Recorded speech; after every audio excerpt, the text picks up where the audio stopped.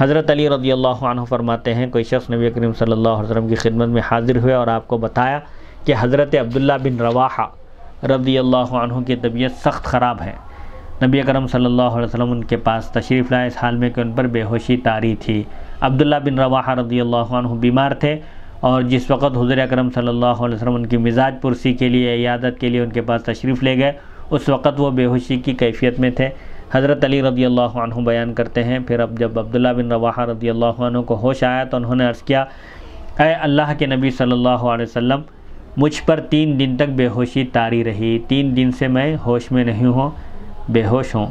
अब मैं नमाज के बारे में क्या करूँ? आप फरमाइए मेरे लिए नमाज का क्या हुक्म है? जिन दिनों में मैं बेहोश रहा, क्या उन दिनों की नमाज क़ज़ा करना है या उन दिनों की नमाज मुझ पर फ़र्ज़ नहीं है? तो आप सल्लल्लाहु अलैहि वसल्लम ने फरमाया, जिस दिन तुम्हें इफ़ाक़ा हुआ तुम उस दिन की नमाज अदा करो, तुम्हारे लिए यही काफ़ी है।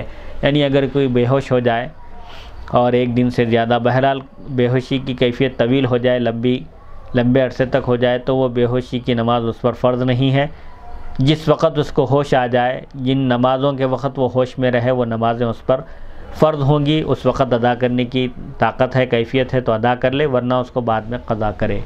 हदीस नंबर 160, क़ाला ज़ैदुन रज़ियल्लाहु अन्हु फ़िल मुग़मा अलैहि नुग़मी अलैहि अक़ल्ल मिन सलासति अय्यामिन अआदा जमीअ ज़ालिका व इन उग़मी अलैहि सलासत अय्यामिन औ अक्सर अआदा सलात अल्लती युफ़ीक़ु फ़ी वक़्तिहा फ़इन अफ़ाक़ क़ब्ल अल-मग़रिबि अआदा अज़-ज़ुहरा वल असरा व इन अफ़ाक़ क़ब्ल अल-फ़ज्रि अआदा अल-मग़रिब वल इशा व हाज़ा तफ़सीरु क़ौलि नबी सल्लल्लाहु अलैहि वसल्लम लि अब्दुल्लाह इब्न रवाहा रज़ियल्लाहु अन्हु अइद सलात यौमिका।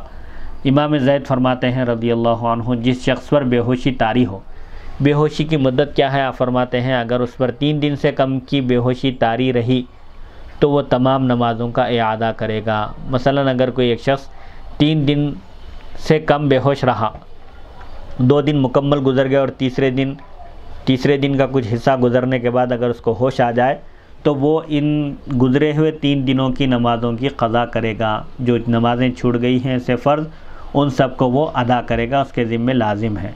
और अगर 3 दिन या उससे ज़्यादा बेहोशी तारी रही, कोई 3 दिन तक बेहोश रहा या 3 दिन से ज़्यादा उसकी बेहोशी की कैफियत बढ़ जाए, तो वो सिर्फ़ उस दिन की नमाज़ें पढ़ेगा जिस दिन उसे बेहोशी से इफ़ाक़ा होगा। यानी जिस दिन वो होश में आएगा उस दिन की ही नमाज़ें अदा करेगा, बेहोशी की दिन की नमाज़ें वो अदा नहीं करेगा, उसके ज़िम्मे क़ज़ा वो नहीं रहेंगी। अगर मिसाल के तौर पर उसे मग़रिब से पहले इफ़ाक़ा हो जाए, बेहोशी की कैफियत ख़त्म हो जाए, तो वो उस दिन की ज़ुहर और असर की नमाज़ पढ़ेगा, यानी उसके ज़िम्मे ज़ुहर और असर की नमाज़ क़ज़ा रहेगी। और अगर उसे फ़जर से पहले होश आ जाए तो वो उस दिन की मग़रिब और इशा की नमाज़ क़ज़ा करेगा, यानी उसको पढ़ना लाजिम है उस पर। नबी अकरम सल्लल्लाहु अलैहि वसल्लम के हज़रत अब्दुल्ला बिन रवाहा रज़ियल्लाहु अन्हु से कहे जाने वाले इन अल्फाज का मतलब और मुराद यही है, तुम अपनी उस दिन की नमाज़ दोबारा पढ़ लो। यानी जिस दिन होश आ जाए, जिस नमाज के वक्त होश आ जाए, उससे पहले की 2 नमाज़ों के साथ तुम उन नमाज़ों की क़ज़ा करो। हदीस नंबर 161, हद्दसनी